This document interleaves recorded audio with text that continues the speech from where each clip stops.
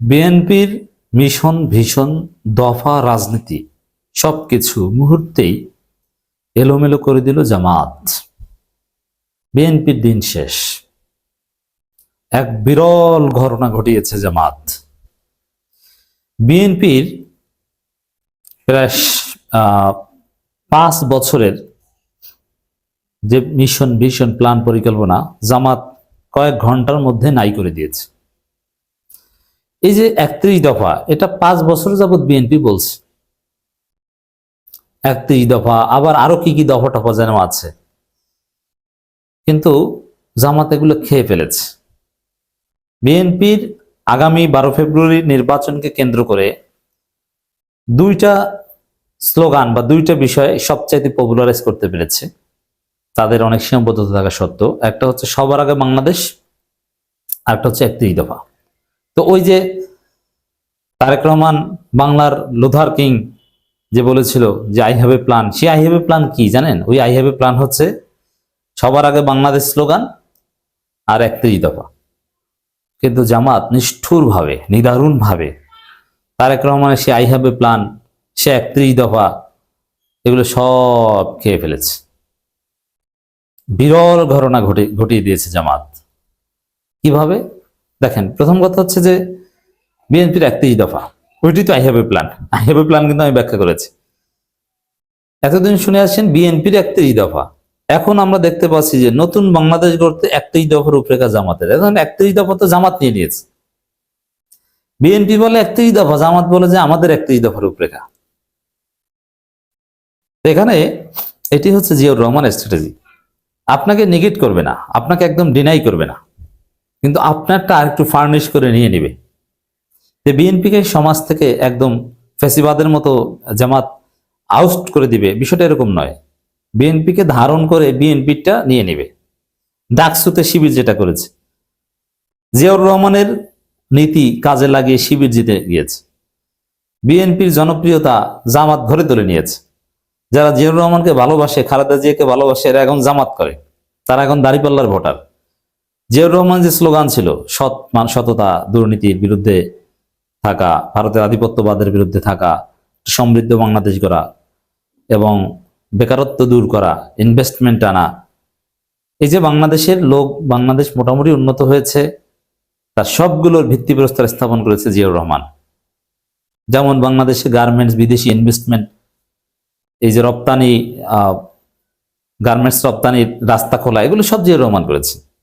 সবচেয়ে বেশি বাংলাদেশের প্রান্তিক পর্যায়ে মানুষ উন্নতি করেছে সৌদি আরব বা মধ্যপ্রাচ্যে। যে মধ্যপ্রাচ্যে বাংলাদেশের শ্রমবাজার খুলে দিয়েছে বা খোলা হয়েছে জিয়াউর রহমানের কারণে। এই যে জিয়াউর রহমান পঞ্চম সংশোধনীর মাধ্যমে সর্বশক্তি সংবিধানের মূলনীতিতে সর্বশক্তি আল্লাহর উপর পূর্ণ আস্থা ও বিশ্বাস ঢুকিয়েছে এবং মানে আরো বাংলাদেশকে একটা ইসলামী রাষ্ট্রের, মুসলিম রাষ্ট্রের ভাই সাংবিধানিক কাঠামোতে দিয়েছে। কেন দিয়েছে? জিয়াউর রহমান কি ইসলামী দল করতো? না, ওটা মধ্যপ্রাচ্যে মানে ওই সময় মধ্যপ্রাচ্যের দেশগুলো তাদের রাষ্ট্র পরিচালনায় ধর্মের প্রাধান্য ছিল, এখনকার তাদেরও নাই, এখন তারাও রিয়ালিজম ফলো করে। তো সেক্ষেত্রে মধ্যপ্রাচ্যের দেশগুলো যদি কোনো মুসলিম দেশ বা ইসলামী দেশ পেত, ইসলামী দল পেত, তাদেরকে প্যাট্রোনাইজ করতো। যেমন জামাতকে অনেক সহায়তা করতো সৌদি আরব, কাতার, কুয়েত এরা, এবং ওই জামাতপন্থী প্রতিষ্ঠানে হাত ধরে বাংলাদেশে প্রচুর মসজিদ, মাদ্রাসা এগুলো তারা করতো এবং হিউজ অ্যামাউন্টের টাকা পয়সা, সাহায্য সহযোগিতা, দুম্বার গোস্ত, উটের গোস্ত এগুলো দিত। তখনকার বাদশাদের এটা একটা নীতি ছিল। তো এই কারণে যদি তারা দেখে, জিয়াউর রহমান এটা বুঝতে পারেন যে বাংলাদেশ তো একটা প্রায় ইসলামী রাষ্ট্র, কারণ তাদের সংবিধানে আছে সর্বশক্তিমান আল্লাহর উপর পূর্ণ আস্থা ও বিশ্বাস। বাংলাদেশ থেকে লক্ষ লক্ষ লোক সৌদি আরবে আন, এইটা দেখেই শ্রমবাজার উন্মুক্ত হয়ে গেছে। এটা জিয়াউর রহমানের থিওরি ছিল, যারা জানেন না তাদের এখন বললাম। এখন এই সর্বশক্তিমান আল্লাহর উপর পূর্ণ আস্থা ও বিশ্বাস, এই রাজনীতি তো বিএনপি নাই। বিএনপি এখন প্রগতিশীল, হিন্দুত্ববাদী প্রগতিশীল তারা রাজনীতি করে, তারা এখন মুক্তিযুদ্ধ ব্যবসা করে। আর এই ধর্মীয় আবহ তৈরি করার জন্য রাজাকারদের প্রধানমন্ত্রী বানিয়েছিলেন জিয়াউর রহমান, এমনি এমনি বানাননি। জিয়াউর রহমান জেনে শুনেই বানিয়েছিলেন, ভুল করে বানাননি। সচেতন ভাবে রাজাকারদের তিনি প্যাট্রোনাইজ করেছেন বা রাজাকারদের নিয়েই একটা রাজাকারীয় দল গঠন করেছেন বাংলাদেশের ডেভেলপমেন্টের জন্য। এখন এই জিনিসগুলো কিন্তু জামাত ক্যাশ করেছে, বিএনপির হাতে এগুলো নাই। তো এইভাবে জিয়াউর রহমানের পলিসির মতো যে অন্যকে ডিনাই করবে না কিন্তু তার ভালো দিকটা নিয়ে নিবে, এটি হচ্ছে জামাত। এখন বিএনপি ডিনাই করবে না, বিএনপির ভালো দিকটা নিয়ে নিবে। দেখেন এই যে বিএনপি 31 দফা বললো, কিসের 31 দফা? ওই 31 দফা তো ভেক, ওটা তো 5 আগস্টের সাথে সম্পর্কিত না। 5 আগস্টের পরে ওই 31 দফা বাতিল, এবং এই 31 দফায় যা ছিল একটা বড় অংশ সংস্কার কমিশন, ঐক্যমত কমিশন, জুলাই সনদের মধ্য দিয়ে হয়ে গেছে। এখন ওটার কোনো প্রাসঙ্গিকতা নাই।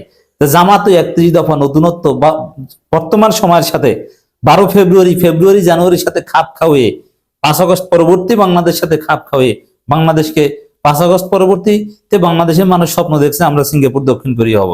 তার আগে তো আর এই স্বপ্ন, তার আগে স্বপ্ন দেখতে আমরা উত্তর কোরিয়া হব। উত্তর কোরিয়ার অবকাঠামো কিন্তু উন্নত, কিন্তু কথা বলতে পারা যায় না, বাক স্বাধীনতা নেই, ওই স্বপ্ন দেখতাম। এখন আমরা উন্নত হওয়ার স্বপ্ন দেখি। তো এই বাস্তবতার সাথে মিলিয়ে জামাত 31 দফা দিয়ে দিয়েছে। তা জামাতের 31 দফা মজার না? তার 31 দফা তো বিএনপির না। এই যে খবর, নতুন বাংলাদেশ গড়তে 31 দফার রূপরেখা জামাতের পলিসি সামিটে মূলত 31 দফার রূপরেখা দিয়েছে। এছাড়া সবার আগে বাংলাদেশ, এরা বলে, এই স্লোগানটা ইজ ইম্পর্টেন্ট, এটা অত্যন্ত তাৎপর্যপূর্ণ এবং ভারী স্লোগান। বিএনপি বলে সবার আগে বাংলাদেশ, জামাত বলে তো আমরাই বাংলাদেশ।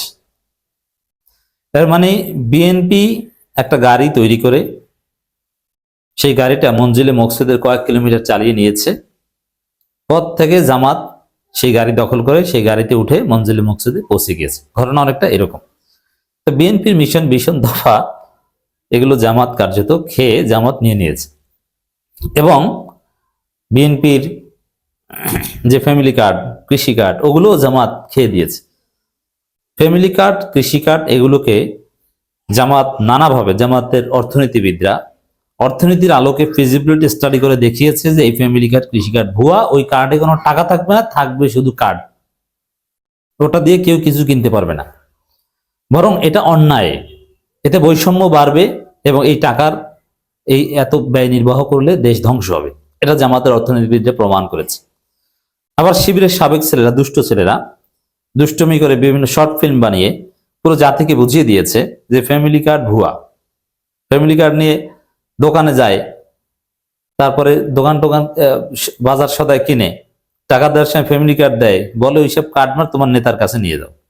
আবার শর্ট ফিল্ম দেখলাম একটা, মানে ওগুলো চলে না। এটা জাতিকে বুঝিয়েছে যে স্ত্রী, এক বিএনপি নেতার স্ত্রী ফ্যামিলি কার্ড নিয়ে পালিয়েছে প্রায় 200, তার গাড়ির ড্রাইভার সেও ফ্যামিলি কার্ড কয়েকশো নিয়ে পালিয়েছে, তার কাজের লোক সেও ফ্যামিলি কার্ড নিয়ে পালিয়েছে। এখন সে কান্নাকাটি করে যে আমার ফ্যামিলি কার্ড নিয়ে চালিয়েছে। কারণ কি, এক একটা ফ্যামিলি কার্ড অনেক টাকা। কারণ শেষে আর এক চামচা বলে যে পালিয়েছে, আপনি সাবধানে রাখবেন না, অমুক তমুক। আরে তারপরে আরে পালিয়েছে তো ভালো হয়েছে, তো সমস্যা কি? কারণ আমি যে কান্নাকাটি করি আমার ফ্যামিলি কার্ড নিয়ে পালিয়েছে এই জন্য না, কান্নাকাটি করে ওরা তো আবার আসবে, কারণ ওই ফ্যামিলি কার্ডে তো কিছু নাই, ওটা তো ভুয়া, তা আবার এই ঝামেলাগুলো আমার উপর পড়বে, এই জন্য কান্নাকাটি করি। তো এই ফ্যামিলি কার্ড এগুলো অকার্যকর হয়, ওটা কেউ বিশ্বাস করে না। তো নতুন বাংলাদেশ করতে 31 দফা রূপরেখা জামাতের, আবার সবার আগে বাংলাদেশ বিএনপির, আর জামাতের হচ্ছে আমরাই বাংলাদেশ। মজা না?